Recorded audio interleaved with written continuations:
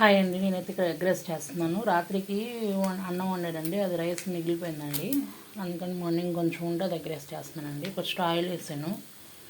Oil వేసిన తర్వాత కొంచెం అల్లం చిల్లిపాయల పేస్ట్ వేసానండి. అది వేసిన తర్వాత ఎగ్స్ వేసానండి. టూ ఎగ్స్ వేసిన తర్వాత కొంచెం కరివేపాకు వేసి కొద్దిగా కారం వేసానండి. బాగా ఫ్రై అయినవ్వాలి ఇవి. ఉప్పు వేయకూడదండి. ఇప్పుడు ఉప్పు వేసామనుకో అవి ఎగ్స్కి ఉప్పు అంతా పట్టి ఉప్పుగా ఉంటాయి. రైస్ వేస్తుంది చూడండి.